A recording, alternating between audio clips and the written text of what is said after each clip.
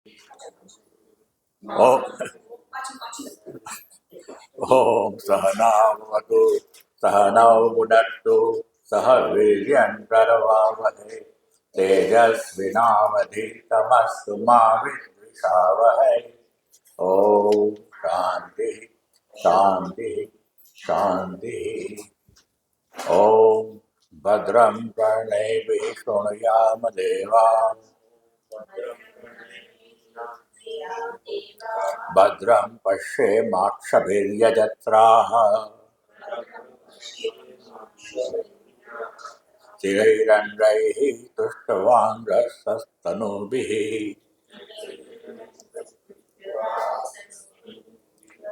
यशेम देवहितं यदायुः. स्वस्ति न इन्द्रो वृद्धश्रवाः स्वस्ति न पूषा विश्ववेदाः स्वस्ति नस्तार्क्ष्यो अरिष्टनेमिः स्वस्ति नो बृहस्पतिर्दधातु. ओम शांति शांति शांति.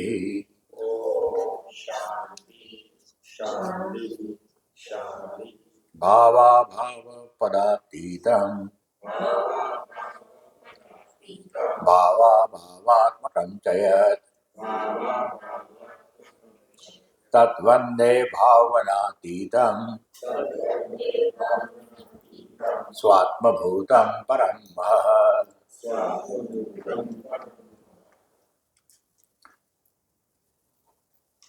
तो आपने पांचवा मंत्र पढ़ा था मुंडक 1:1. अंधेरा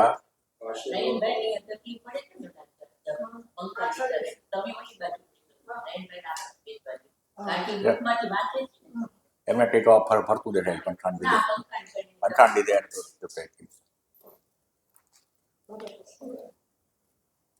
તો અંધેરાને સૌનટે પૂછ્યું તો એવું શું છે જેને ધ્યાનમાંથી બધું જાણી શકાય. તો એના ઉત્તરમાં અંધેરાએ 2 વિદ્યાની વાત કરી, પરાવિદ્યા અપરાવિદ્યા.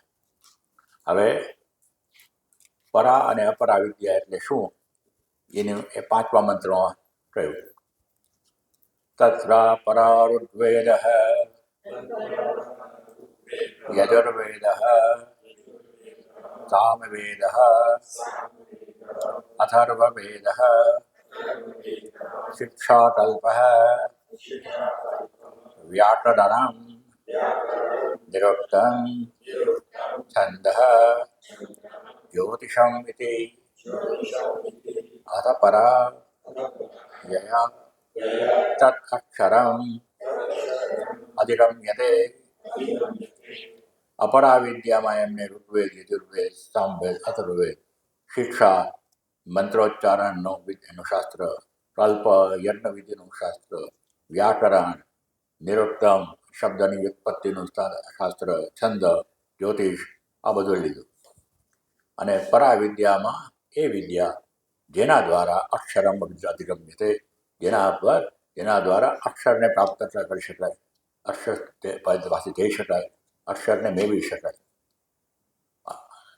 જે ઇમ્પેરિશેબલ તત્વ છે એને પ્રાપ્ત કરી શકાય.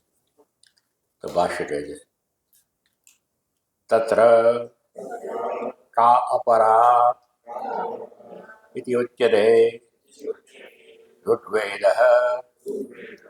યજુર્વેદઃ સામવેદઃ અથર્વવેદઃ ઇતિ એતે ચત્વારો વેદાઃ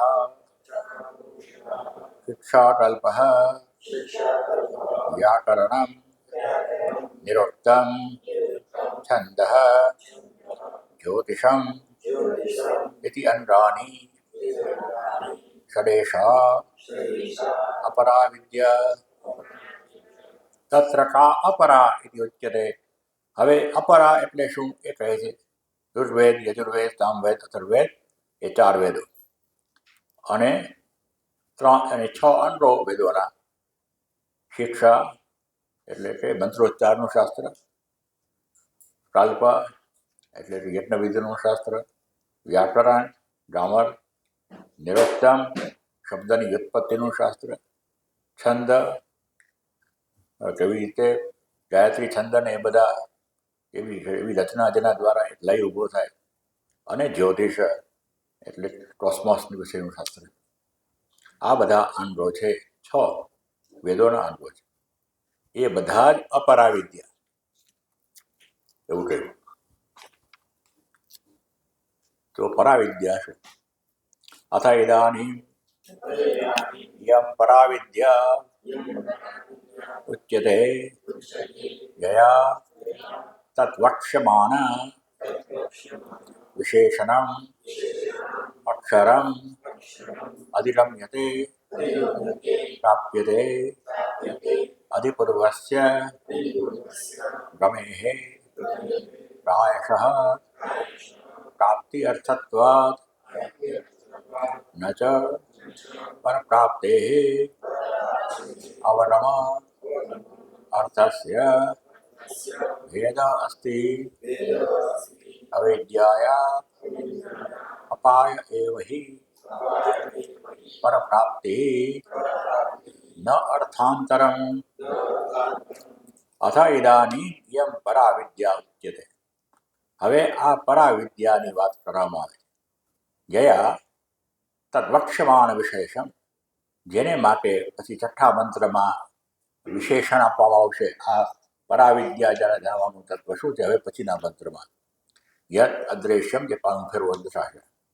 યત અદ્રેશ્યમ અગ્રાહ્યમ અગ્રોત્રમ અવર્ણમ અચક્ષુઃ સ્તોત્રમ તત અપાણિપાદમ નિત્યમ વિભુમ સર્વગતમ સુષુષ્મમ તત અવ્યયમ યત ભૂતયોનિમ પરિપશ્યન્તિ ધીરા.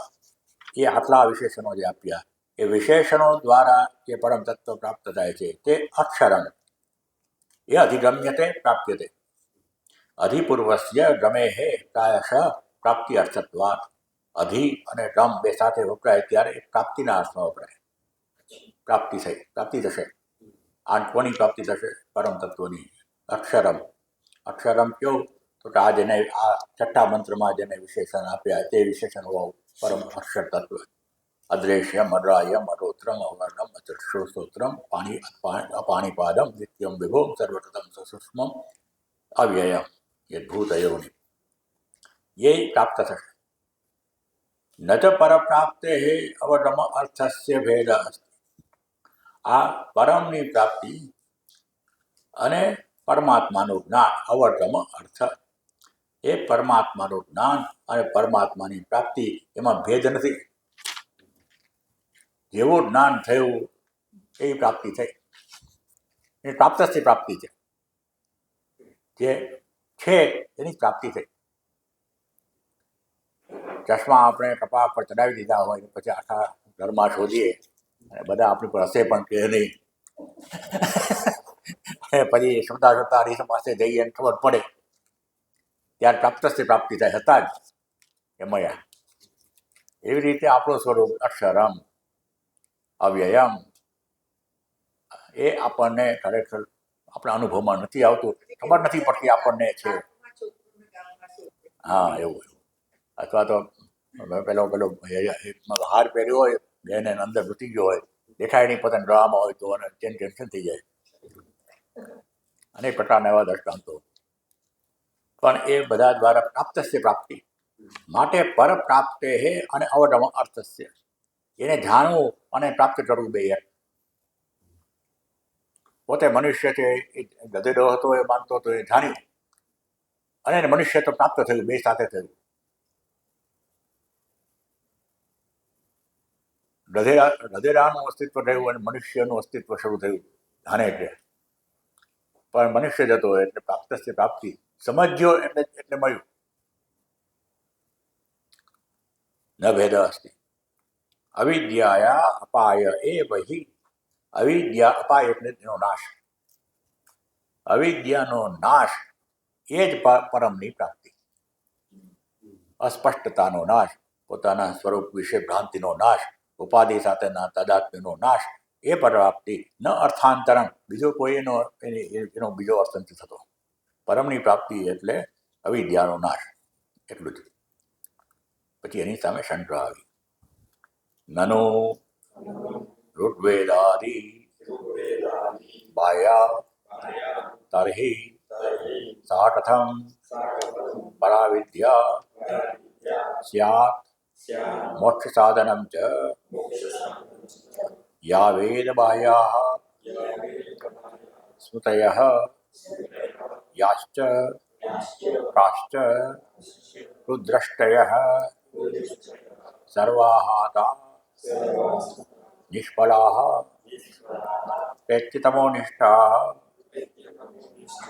ગીતાઃ સ્મૃતાઃ ઇતિ હિ સ્મરન્તિ. એની સામે આ શંકા આવી, દલીલ આવી. તે ઋગ્વેદ, યજુર્વેદ, સામવેદ, અથર્વવેદ અને આ 6 એના અંગો, એ બધાને તમે બાદબાકી કરી નાખી, અપરાવિદ્યા કહી દીધી. અને પછી કહેશો પરાવિદ્યા મોક્ષનું સાધન. પણ તો મનુસ્મૃતિ તો એમ કહે છે કે જે સ્મૃતિઓ, જે કોઈ શાસ્ત્ર વેદની બહાર હોય, વેદ બાહ્યા યાશ્ચ કાશ્ચ, જે કોઈ હોય, કુદ્રષ્ટય, એ કુદ્રષ્ટિવાળા છે, એ પછી અસ્વીકાર્ય છે. કુદ્રષ્ટિ એટલે બરાબર નથી, એની વિઝન બરાબર નથી, કેમ વેદો સાથે પ્રમાણભૂત નથી, તો એ તો ખોટું કહેવાય. સર્વાહાતા નિષ્ફળાહ, એ તો બધા નિષ્ફળ છે. જો વેદોનો સ્વીકાર ન કરો અને વેદની બહારની કંઈક વાત કરો તો એ તો નિષ્ફળ વાત છે. અને પેટથી તમો નિષ્ઠા, અને પછી મર્યા પછી પણ તમારે નરકમાં પડો અથવા અનેક પ્રકારની દુર્ગતિને પ્રાપ્ત કરો વેદોમાં, જો તમે શ્રદ્ધા ન રાખી તો. તાહા સ્મૃતાહ, એવું મનુસ્મૃતિ કહે છે. એ સ્મરણથી, આ સ્મૃતિનું વાક્ય છે. અને કુદ્રષ્ટિ થાય તો વેદોની બહાર કંઈક હોય તો પછી આ પરમની પ્રાપ્તિ તો બાજુમાં રહે, ઉલટાની દુર્ગતિ થાય. તો કહે છે કુદ્રષ્ટિત્વાત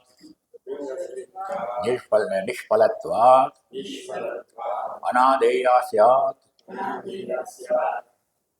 તો આ જે દુર્દ્રષ્ટિ છે, વેદોનો સ્વીકાર નથી એટલે, અને નિષ્ફળ છે, માટે એનો તો અસ્વીકાર કરવો જોઈએ. એને સ્વીકાર ન થાય. અનાદેય, આદેય એટલે પ્રાપ્ત લેવું સ્વીકાર કરો, અનાદેય ન સ્વીકાર ન કરવો જોઈએ. પછી ઉપનિષદની વાત છે, તો ઉપનિષદ શું વેદોની બહાર છે? ઉપનિષદામ ચ વેદાદિ બાહ્યત્વમ સ્યાત ઋગ્વેદાદિત્વે તુ પૃથક્કરમ અનર્થકમ અથ પરા ઇતિ. હવે ઉપનિષદોને જો ઋગ્વેદ, સામવેદ, યજુર્વેદ, અથર્વવેદથી બહાર કરો તો બહાર છે તો અનર્થક છે, એવું કે વેદોની બહાર થઈ ગયા. અને જો વેદોની સાથે રાખો તો અપરાવિદ્યા થઈ ગયા. અને બધા ઉપનિષદો આવે છે વેદોમાં, નામ જ એનું વેદાંત, વેદોના અંતે આવે, combination of knowledge, the best available knowledge in Vedanta is Upanishad. તો બધા વેદોને કાઢી આ તો શાસ્ત્ર ઉપનિષદો ગયા. You have thrown the bath water with the baby. ઉપનિષદો રહ્યા. જો ઉપનિષદોને બહાર માનો તો એ અનર્થક છે, જો અંદર માનો તો અપરાવિદ્યા છે. તો આવું કેમ બને? શંકરાચાર્ય છે વેદ્ય વિષય વિજ્ઞાનસ્ય વિવક્ષિતત્વાત. આપણે અહીંયા તો વેદ્ય એટલે જે જાણવાનું છે, અને જાણવાનો જે વિષય છે પરમ તત્વ અક્ષર બ્રહ્મ, એને વિજ્ઞાન, એનું અનુભવ સહિતનું જ્ઞાન, એ વિવિક્ષતત્વાત, એનો એ નિર્દેશ છે. પરાવિદ્યા એટલે સ્વાનુભૂતિથી પ્રાપ્ત કરેલું પરમ તત્વનું હું એ જ છું એવું જ્ઞાન. પછી કહે છે ઉપનિષદ વેદ્ય અક્ષર વિષયમ હિ વિજ્ઞાનમ ઇહ પરાવિદ્યા ઇતિ પ્રાધાન્યેન વિવક્ષિતમ ન ઉપનિષદ શબ્દ રાશિ વેદ શબ્દેન તો સર્વત્ર શબ્દરાશિ વિવક્ષિતઃ ઉપનિષદ વેદ્ય અક્ષર વિષયમ હિ વિજ્ઞાનમ. ઉપનિષદ દ્વારા જાણવાનું જે અક્ષર છે એનું વિજ્ઞાન, એનો અનુભવ છે, તેનું જ્ઞાન એ પરાવિદ્યા. પ્રાધાન્ય મુખ્ય અર્થમાં એ જ પરાવિદ્યા, ઉપનિષદના શબ્દો નહીં માત્ર. ન ઉપનિષદ શબ્દ રાશિ, ઉપનિષદનો શબ્દ સમૂહ એ પરાવિદ્યા, એ તો અપરાવિદ્યા છે. જ્યારે તમે એ શબ્દ સમૂહને આધે અંદરનું પરમ તત્વ પ્રાપ્ત કરો ત્યારે એ પરાવિદ્યાને પ્રાપ્ત કરી કહેવાય. They are told letters. You have to warm them up. ન ઉપનિષદ શબ્દ રાશિ. વેદ શબ્દે નતું સર્વત્ર શબ્દ રાશિ વિવક્ષિત. પરંતુ વેદ આપણે કહીએ ત્યાં તો આપણે પેલા પુસ્તકો યાદ આવે, શબ્દ રાશિ યાદ આવે. એની સાથે ઉપનિષદને સંબંધ, ઉપનિષદને સીધા પરમ તત્વ સાથે સંબંધ છે. પરમ તત્વના એક પોઈન્ટર્સ છે, પણ પોઈન્ટર્સ દ્વારા યાત્રા કરીને તમે પહોંચો ત્યારે તમે પરાવિદ્યાને પહોંચ્યા છો. પછી કહે છે શબ્દ રાશિ અધિગમે અપી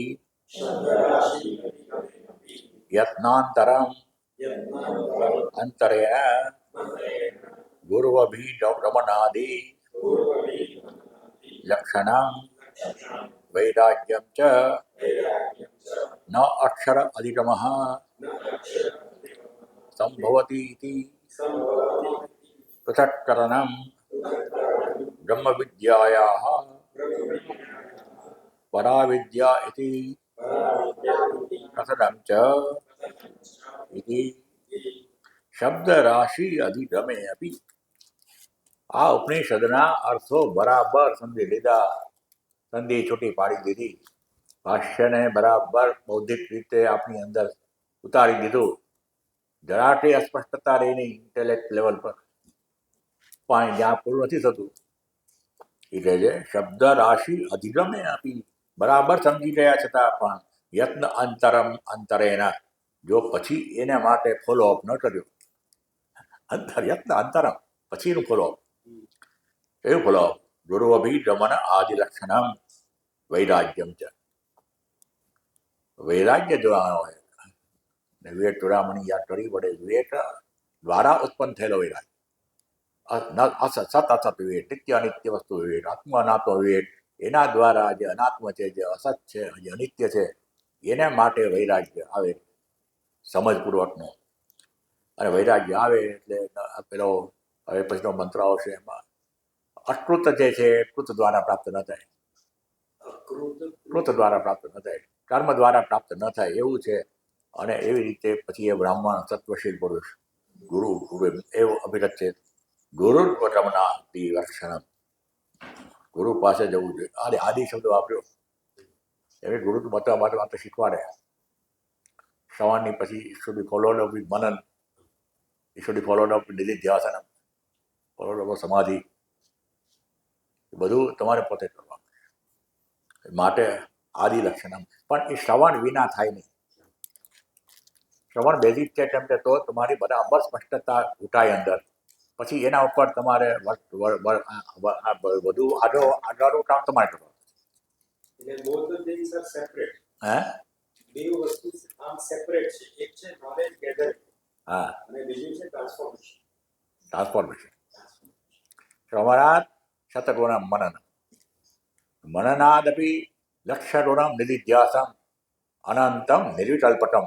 વિવેકચૂડામણી કહે છે શ્રવણાત શતગુણમ મનનમ, શ્રવણથી પણ 100 ગણું વધારે મહત્વનું મનન છે.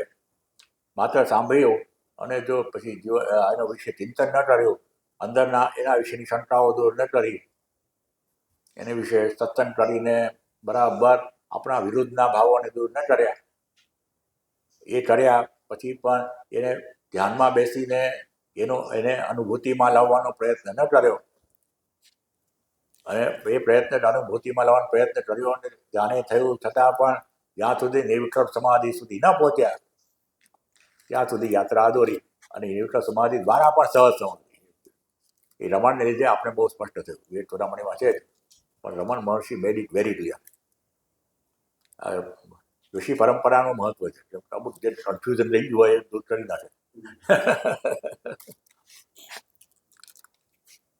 યત્ન અંતરમંતરેણ ગુરુઅભિગમનાદિલક્ષણમ વૈરાગ્યમ ચ ન અક્ષર અધિરવાતમ ભવતી ઇતિ.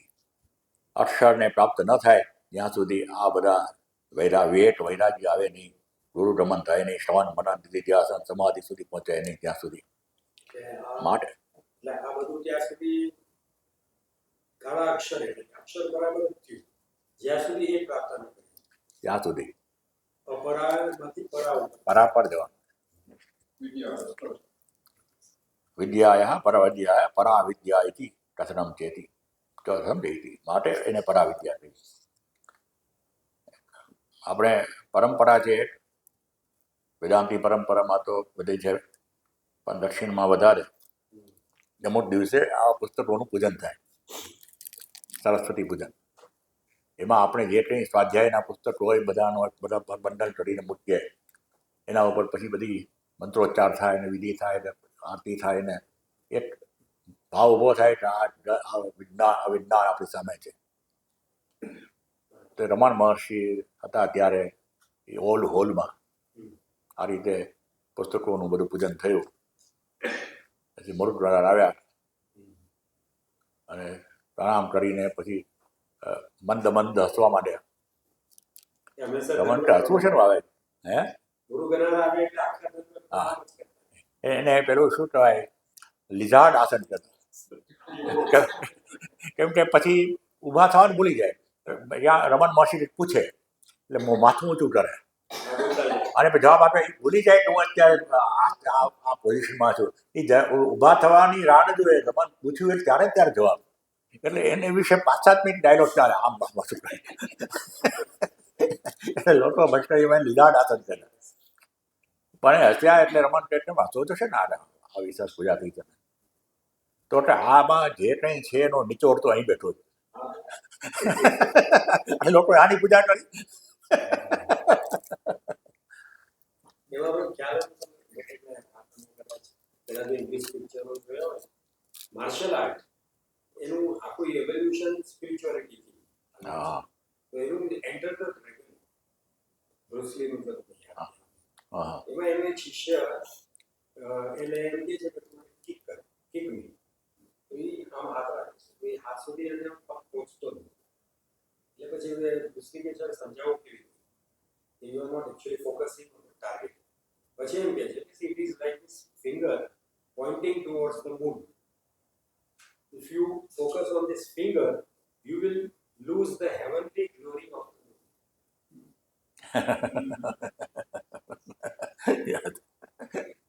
અને જગજીવન બાપુની આપણે ક્યારેક વાત કરીએ છીએ એમને એકવાર મિનર્વે લખી મિનર્વે સંસ્કૃતના પ્રોફેસર બરાબર. યુનિવર્સિટી આઈ નો હિમ, આઈ નો હર.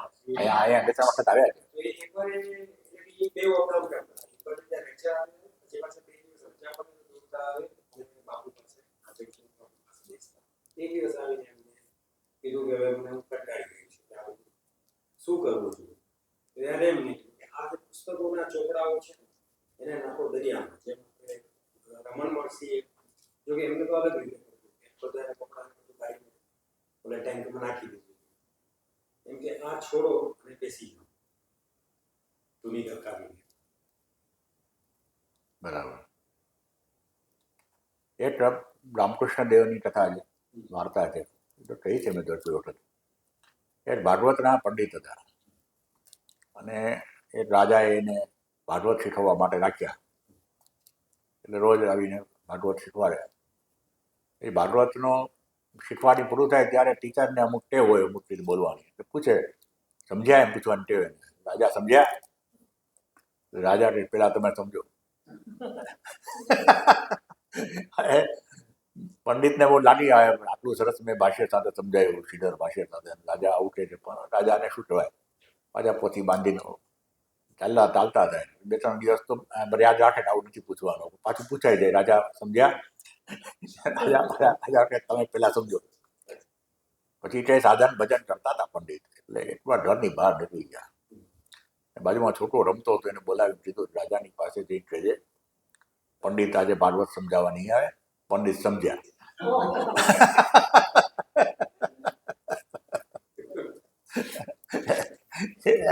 ભાગવત શીખવાડવું અને ભાગવત સમજવું બે વસ્તુ જુદી છે. ઉપનિષદો શીખવાડવાનું, ઉપનિષદ સમજવા પરોઠી વાઈને, એ બે વસ્તુ જુદી છે. એ ના થાય ત્યાં સુધી આ શબ્દમાં રહીએ એટલે અપરા વિદ્યામાં રહીએ. પછી કહે છે યથા વિધિ વિષયે તત્રાદિ અનેક કારણ ઉપસંહાર દ્વારેણ વાક્યાર્થ દાનકાલા અન્યત્ર अनुष्ठेयः अर्थ अस्ति अग्निहोत्रादि लक्षणः न तथा इह परविद्या विषये वाक्यार्थ ज्ञान समकाल एव तु पर्यवसितः भवति.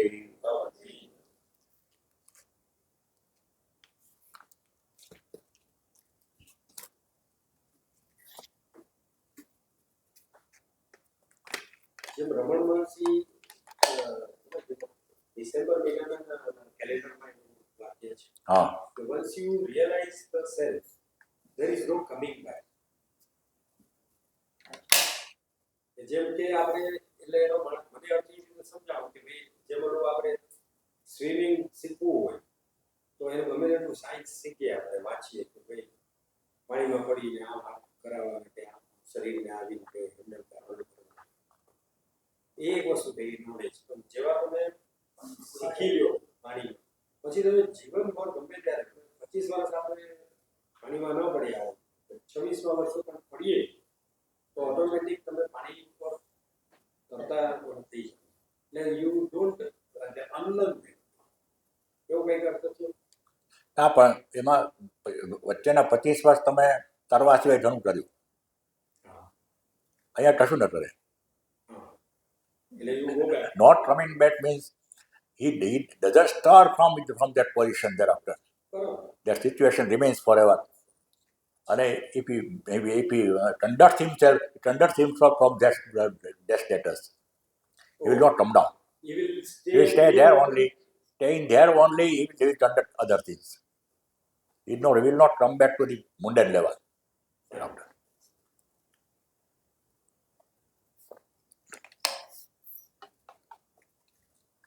જ્યાં સુધી એ જે અટેઇનમેન્ટ છે એ શરૂઆતમાં પાર્શિયલ હોય, ધીમે ધીમે કરતા, કેમ કે મનની સ્થિતિ છે, એ સાધનાની સ્થિતિ છે. એક વખત ફૂલ એન્ડલાઇન થઈ જાય પછી પાછું આવવાનું નહીં. પરંતુ ત્યાં સુધી બધી પાછા આવવાની શક્યતા ખરી, એટલે સાવધાન રહેવું પડે સાધકે. એ શંકરાચાર્ય વારંવાર કહ્યું, મારી સ્થિતિ થઈ ગઈ એવો વેમ રાખવો નહીં જલ્દી ઉતાવળમાં. ત્યાં સુધી આ બધા પુસ્તકોનો આધાર લેવો જરૂરી. એની સાથે રહેવું પડે.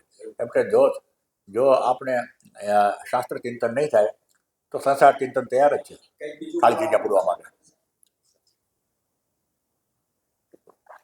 એની સાથે સાથે ઉપાસના અને ધ્યાન સાથે સાથે કરવા હોવા જોઈએ. માત્ર શાસ્ત્ર ચિંતન ને શાસ્ત્ર અભ્યાસને આ શ્રવણમાં જ રહેવાનું નહીં. એ તો કરવાનું જ, પણ એ કરવાનું એટલા માટે કે એ આ જેટલું થશે એટલું આપણું ધ્યાન પુષ્ટ થશે. આપણા ધ્યાનના સપોર્ટમાં છે. ધ્યાન મુખ્ય છે. શરૂઆતમાં આ મુખ્ય થાય કેમ કે આપણને ધ્યાન કોનું કરવું ખબર તો પડે, શું ધ્યાન કરવું. શ્રેયાહી જ્ઞાન અભ્યાસાત જ્ઞાનાત ધ્યાનમ શિષ્યતે ધ્યાનાત સર્વફલ ત્યારાત શાંતિ અનંતરમ. છઠ્ઠા અધ્યાય બધું કીધું. શ્રેયો હિ જ્ઞાનમ અભ્યાસાત. કંઈ સ્પષ્ટતા વિના કે આપણે પરમ તત્વ શું છે, હું કોણ છું, જગત શું છે, ઈશ્વર શું છે, અને ધ્યાન કરવા બેસે. શ્વાસને જોયા કરે, યોગની કોઈ પ્રક્રિયા કરે. હજરતમાં આપણે આમ આવ્યા છીએ, તેમ આવ્યા છીએ, એ વિશે ચિંતન કરે પોતાની રીતે ગમે તે. હું તો અજ્ઞાનમાં છું, અંધકારમાં છું, એવી રીતે વિચાર કર્યા કરે. તો એના કરતાં શ્રેયો હિ જ્ઞાનમ અભ્યાસાત, એવો અભ્યાસ કરતા જ્ઞાન શ્રેષ્ઠ. કેમ કે સ્પષ્ટતા તો હોવી જોઈએ, ઇન્ટેલેક્ચ્યુઅલ ક્લેરિટી હોવી જોઈએ, શું પરમ તત્વ છે, હું કોણ છું. જ્ઞાનાત ધ્યાનમ શિષ્ય, પરંતુ જ્ઞાન બરાબર સ્પષ્ટ થઈ જાય તો એના પછી ધ્યાન સાચું આવે. ધ્યાનાત કર્મ પરિત્યાગ, જ્યારે તો કર્મ પરિત્યાગ ભગવાન એની વિષય હતો અર્જુન માટે, એટલે પરંતુ કર્મ પરિત્યાગ તો બધામાં આવે, દરેક લેવલ પર. એ તો 6 અધ્યાયનો વિષય છે. પરંતુ ભગવાને કહ્યું કે સમજ વિનાના ધ્યાન કરતા જ્ઞાન શ્રેષ્ઠ છે. પરંતુ જ્ઞાન should be followed up by proper meditation, યથાશાસ્ત્રમ. પેલા ઉપાસનાની વ્યાખ્યામાં કીધું યથાશાસ્ત્રમ, જેવી રીતે જે ઉપનિષદો ને વેદાંતની જે પ્રક્રિયા છે એ પ્રમાણેનું ધ્યાન હોવું જોઈએ. સ્વતંત્ર રીતે પોતાની રીતે નક્કી કરેલું ધ્યાન નહીં, એમાં ચાલે નહીં.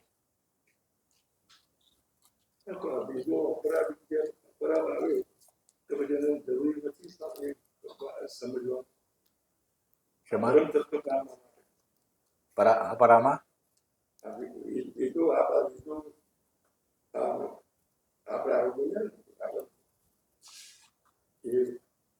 મને લાગે તમારી તબિયત હવે સારી થઈ ગઈ છે. એટલે આ કાઢી નાખો મને લાગે, કેમ કે તમારી સ્પષ્ટ અવાજ સ્પષ્ટ થશે પછી. બધા વેદોની વાત જે કરી હા, એ અપરાવિદ્યા. હા તો પછી એ જરૂર તો આપણે કરા દઈશું, હા, તો પછી આ જાણવાની જરૂર ખરી. એ તો અપરાવિદ્યા ઉપનિષદ અપરાવિદ્યા છે, ઉપનિષદને પર ઉપનિષદનો અપરાવિદ્યામાં આવી ગયા છે, વેદોનો ભાગ છે. પરંતુ ઉપનિષદો દ્વારા જે જાણવાનું છે એ પરાવિદ્યા છે. જ્યાં સુધી ઉપનિષદ દ્વારા જે જાણવાનું છે એના માટેની શ્રવણ મનન નિધિ ધ્યાસનની પ્રક્રિયા કર્યા વિના, ગુરુ ઉપસ્થિતિ કર્યા વિના, જીવનમાં એને ઉતાર્યા વિના, ત્યાગ વૈરાગ્ય લાવ્યા વિના, અવિવેકથી જીવન જીવીને આપણે માત્ર ઉપનિષદોનો શબ્દો જોઈએ તો એ પરાવિદ્યા છે. પરંતુ ઉપનિષદો જેને પોઈન્ટ આઉટ કરે છે એ સમજવા માટે ગુરુ પાસે જઈને શ્રવણ મનન નિધિ ધ્યાસન કરીને આના માટે આખી સાધનાની પ્રક્રિયા શરૂ કરીને પ્રાપ્ત થાય ત્યારે એ પરાવિદ્યા. અપરાવિદ્યા તમને પરાવિદ્યા સુધી લઈ જશે. અપરાવિદ્યા તમને એનો બેઝ આપશે, જેના દ્વારા પરાવિદ્યા પહોંચવાની. અપરાવિદ્યા બે પ્રકારની, અપરાવિદ્યા બે પ્રકારની. એ જ વિષય આવ્યો જુઓ, યથાવિધિ વિષય. અપરાવિદ્યા પણ પાછી બે ભાગ પાડો એના, વેદોનો કર્મકાંડ ડૂઝ એન્ડ ડોન્સ અને વેદોનો જ્ઞાનકાંડ ઉપનિષદો. એમાં તફાવત શું છે? તો આ તફાવત. હે? હા હા, એમાં માત્ર કેટલી ઈંટો ગોઠવવી જ કીધું. ઉપનિષદે ડિટેલમાં રહ્યું જ નહીં, કેમ કે આ મુખ્ય વિષય હતો નહીં. કેટલી ઈંટો લેવી, કેવી ઈંટો લેવી, એવી રીતે ગોઠવણી કરવી, એ એમે બધું સમજાવ્યું એના બીજા વરદાનમાં.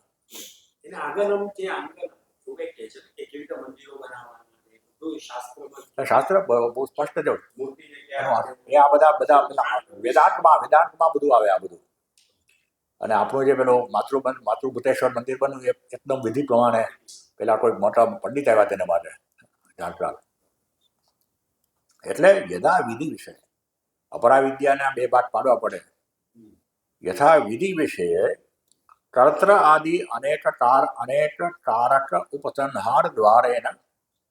એમાં તો એક કર્તા હોય, સાધન હોય, વિધિ હોય, અમુક રીતે યજ્ઞ કરવાનો, અમુક રીતે કરવાનો, અને એનું પૂર્ણાહુતિ કેવી રીતે ઉપસંહાર કેવી રીતે કરવો એ હોય.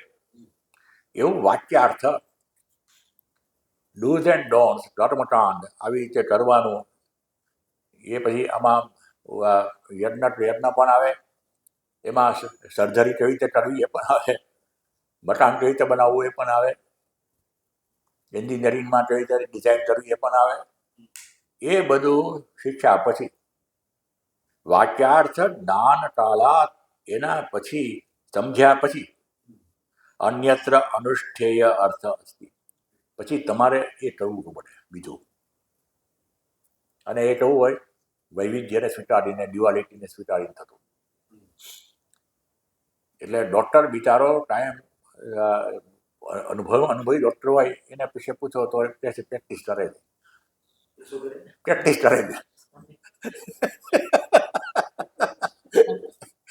એ બધું બન્યા પછી પ્રેક્ટિસ કરવી પડે.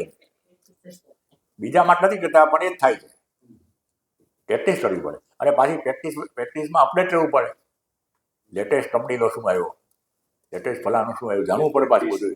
ટેકનોલોજી નવી શું આવી ગઈ, એ પ્રેક્ટિસ પેશન્ટ ઉપર જ કરે. હે પ્રેક્ટિસ પેશન્ટ ઉપર જ કરે. દવા લોકોને આપે, લોકોને આપે. હા તો પ્રયોગ કરે બધા. અત્ર અનુષ્ઠેય અર્થ અસ્તિ, બીજો પણ અનુષ્ઠાન કરવું પડે. ત્યાર પછી શિક્ષા પછી અગ્નિહોત્ર આદિ લક્ષણ. જેમ કે યજ્ઞ વિધિ શીખી ગયા, યજ્ઞ વિધિમાં 5 લાખ રૂપિયા ખર્ચો થાય શીખી ગયા, પછી 5 લાખ રૂપિયા ઉભા કરવા પડે.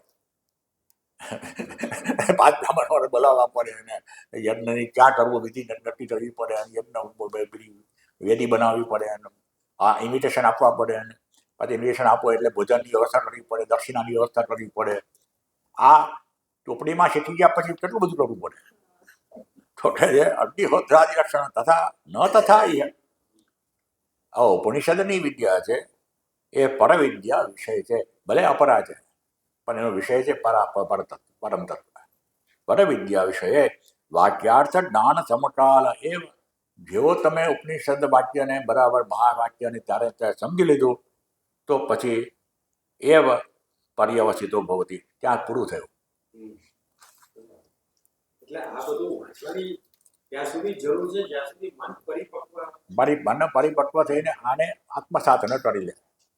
But this is not the pre qualification. એટલે કે બધા ઉપનિષદો, બધા શાસ્ત્રો. ના એ કોઈ જરૂર નથી, એની કોઈ જરૂર નથી. હા, વેદાંતના અભ્યાસમાં પણ તમારે એકાદો સરસ મજાનો પ્રકરણ ગ્રંથ વેદ ચૂડામણી જેવો શીખી લઈએ. બહુ તત્વબોધ કે એક બે બીજા પણ વેદ ચૂડામણી એટલું જ પૂરતું જ મારા મતે.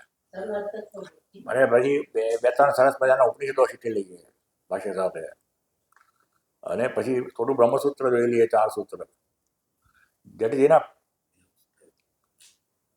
અને સાથે સાથે હું અનિવાર્ય માનું છું ઉપદેશ તારમ સદદર્શન ગમન હૃદય શીખવું જોઈએ. તો આનો અર્થ સ્પષ્ટ બનશે વધારે. કેમ કે પછી નહીં તો આ શબ્દ જ છે. મહાજાલમ શબ્દ વાપર્યો શંકરાચાર્ય. એ મહાજામ ફસાયા. વાટ વૈ કરી શબ્દ તરી સાક્ષ્ય વાક્યાન કૌશલમ વૈદુષ્યમ વિદુષામ યત્ત ભૂતએ ન તો મુક્તએ એ થોડે માટે આ મજા આવે પણ એના પૂરું થઈ જાય. એટલે રમણ જોઈએ. અહીંયા મકરંદભાઈએ પેલો ભજન વિદ્યાપીઠની વાત કરી, એમાં લખ્યું કે ગીતા ઉપનિષદોનો ભાષ્ય સાથે જ્યાં સુધી અભ્યાસ ન થાય ત્યાં સુધી ભારતીય દર્શનની પીઠિકા બંધાશે નહીં. માટે એ અભ્યાસ થવો જોઈએ. પરંતુ એ અભ્યાસ અર્વાચીન ઋષિઓ રામકૃષ્ણદેવ અને રમણ મહર્ષિના સંદર્ભમાં થવો જોઈએ. એમાં અરવિંદનું નામ ના આવ્યું, સાવધાનીપૂર્વક.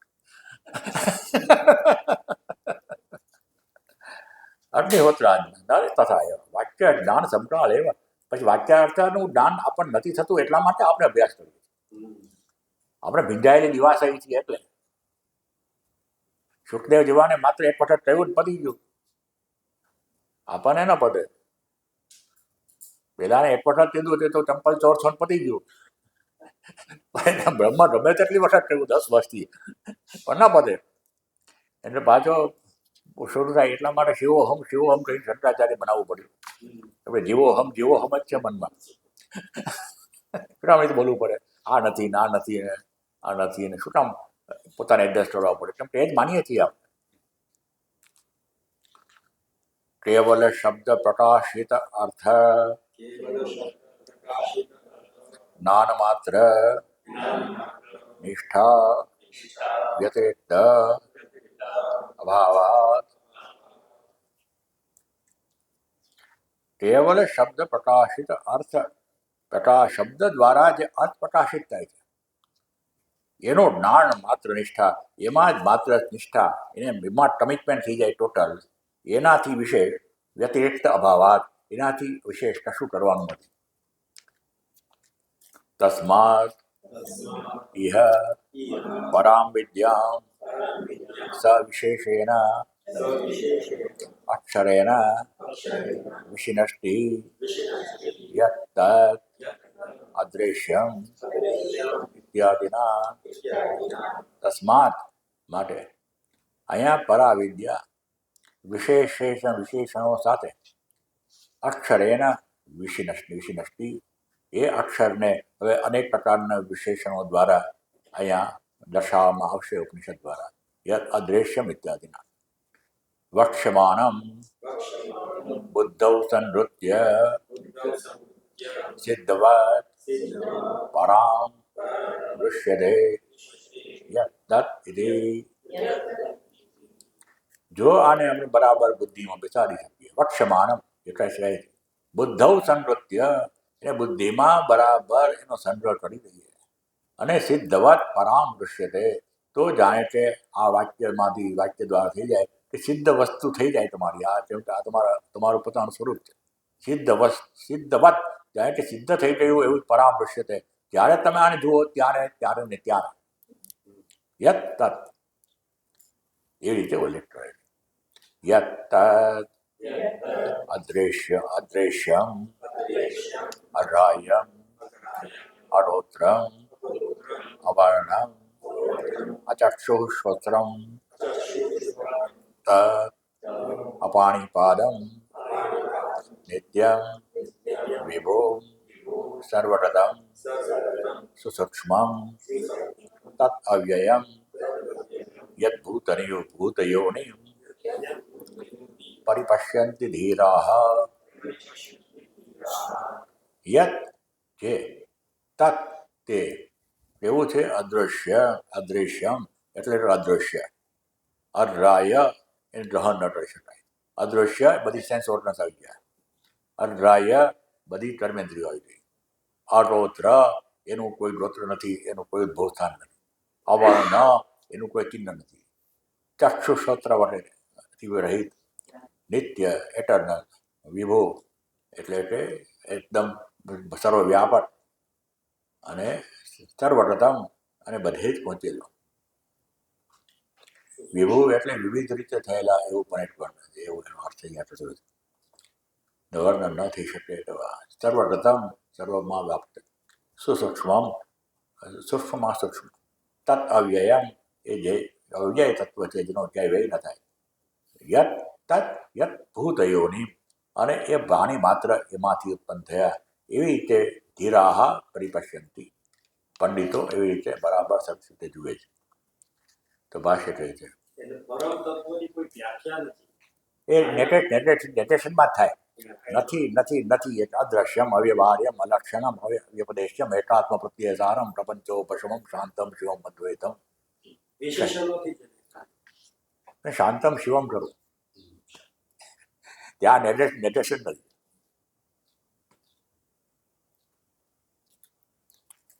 અદૃશ્યમ સર્વેષાં બુદ્ધેન્દ્રિયાણામ અગમ્યમ ઇતિ એતत् દૃશેઃ બહિઃ પ્રવૃત્તસ્ય પંચેન્દ્રિયદ્વારકત્વાत्.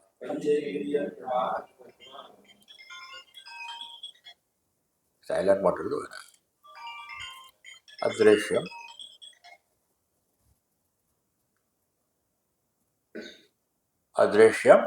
અદૃશ્યમ સર્વેષાં બુદ્ધિન્દ્રિયાણામ એટલે કે બુદ્ધિન્દ્રિય એટલે જ્ઞાનેન્દ્રિય. એમાં આપણું શબ્દ સ્પર્શ રૂપ રસ જેના દ્વારા આવે 5 જ્ઞાનેન્દ્રિયો. એના દ્વારા અગમ્યમ એના દ્વારા આનો અનુભવ થઈ શકે નહીં. પણ એને અદૃશ્યમ કરીને દ્રષ્ટિને શું કામ લીધી?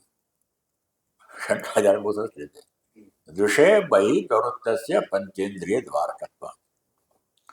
જ્યારે આંખો બહાર પ્રવૃત્ત થાય ત્યારે 5 ઇન્દ્રિયો કામ કરે. કંઈક આપણે સરસ જોઈએ ગુલાબનું ફૂલ એટલે પછી આપણે એને સૂંઘવાની ઈચ્છા થાય. પછી એનો પેલો ગુલાબમાંથી કંઈક સરસ મજાનું બનાવીને એ ખાવાની ઈચ્છા થાય.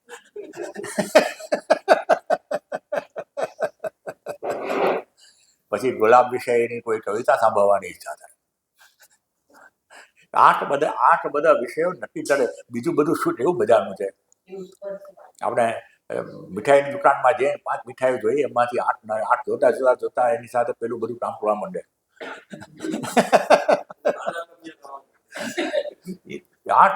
આઠ એક આપણો દ્વાર છે.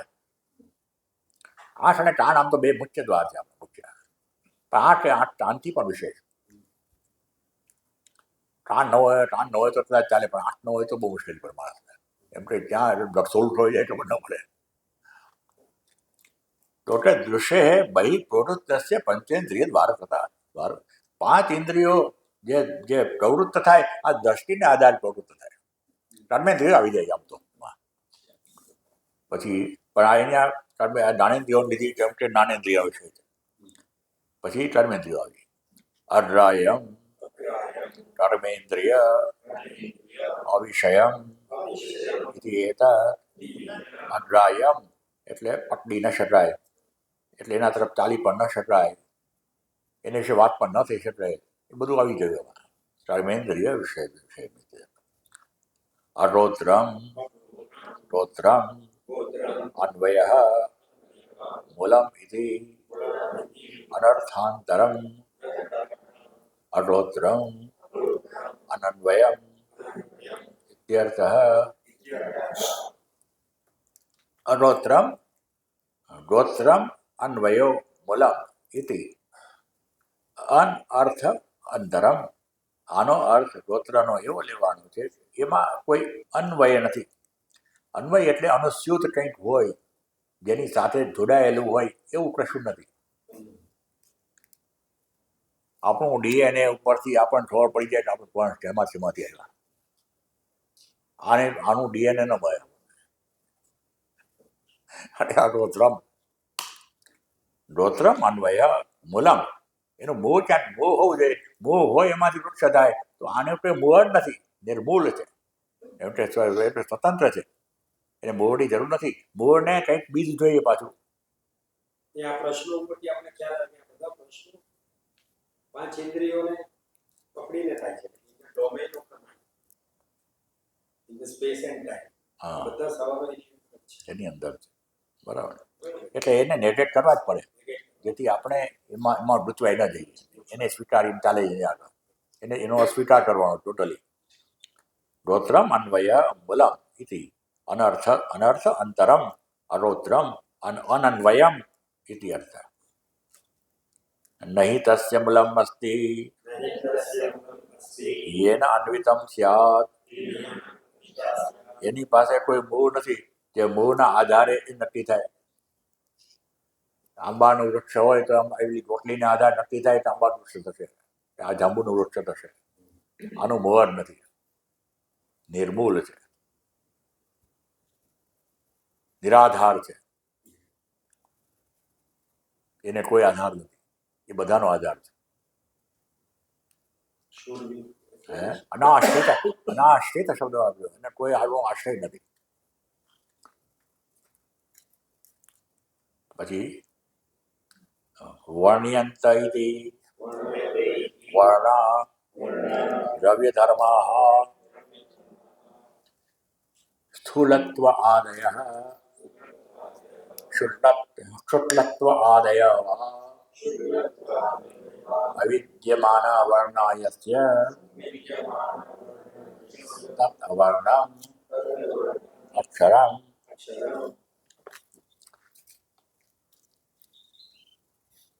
વર્ણ્યંત ઇતિ વર્ણા.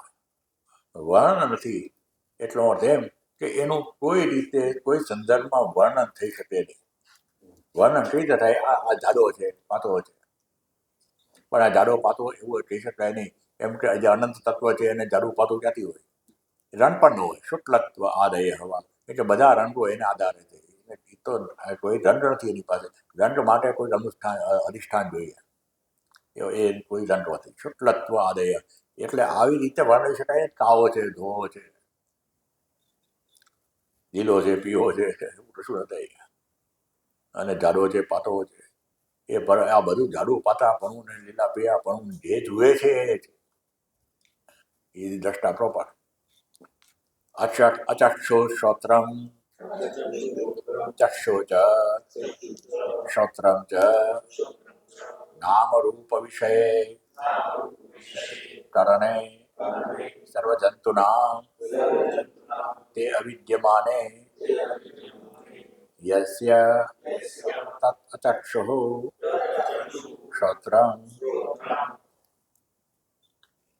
યહ સર્વજ્ઞઃ સર્વવિદ इति चेतनावत्व विशेषणात् प्राप्तं संसारिणामिव चक्षुश्रोत्रादिभिः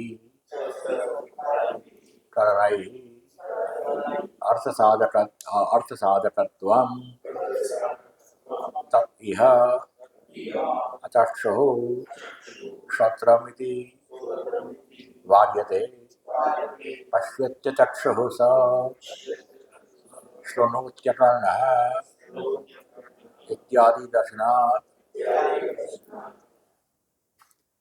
अचक्षुः श्रोत्रम चक्षु च श्रोत्रम च. આ ચક્ષુ અને શ્રોત્ર એ શું નક્કી કરે? તો ચક્ષુ રૂપ નક્કી કરે, શ્રોત્ર નામ નક્કી કરે.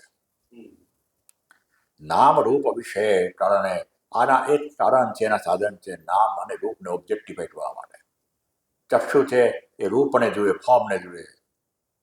જે શ્રોત્ર છે એ નામને સાંભળે.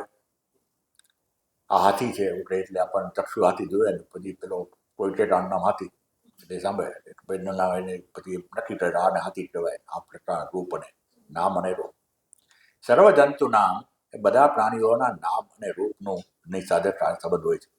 તે અવિદ્યમાન, પરંતુ એનામાં આ નામ અને રૂપને સાથે કોઈ સંબંધ નથી. નામ રૂપ એના પર રમી રહ્યા છે. યસ્ય તત અચક્ષુ શ્રોત્રમ, એ ચક્ષુ અને શ્રોત્ર વિનાનું છે. આવું શા માટે કહ્યું? ય સર્વજ્ઞ સર્વવિદ, એવું ઉપનિષદ કહે છે.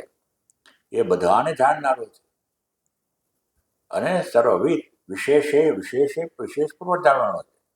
ચેતનાવત્વ વિશેષણાત પ્રાપ્તમ, એ રીતે સર્વજ્ઞ એટલે બધું સાધારણ રીતે જાણવું. સર્વવિદ એટલે વિશેષ રૂપે પણ જાણનાર. આ બધા માણસો છે, આ 11 જણા આપણે છીએ તો એ સામાન્ય રીતે જાણ્યું.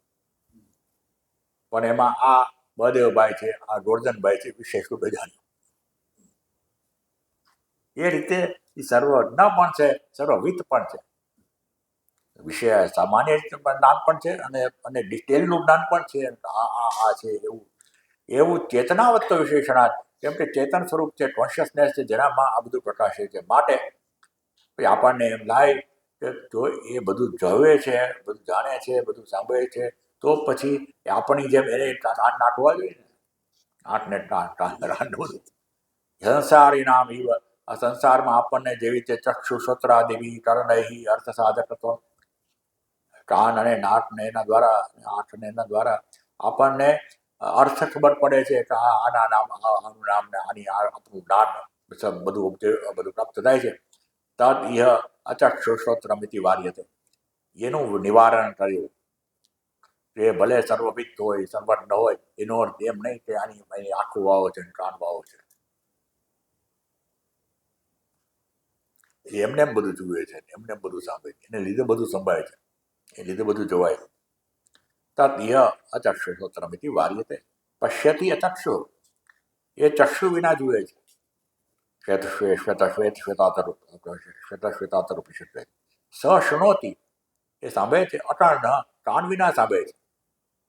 ઇત્યાદિ દર્શનાર્થ, એમ કે એ છે તો કાન સાંભળે છે, એ છે તો આંખ જુએ છે. કિંચ તત અપાણીપાદમ કર્મેન્દ્રિય રહિતમ ઇતિ એતત યત એવમ અગ્રાહ્યમ અગ્રાહકમ ચ अतः नित्यं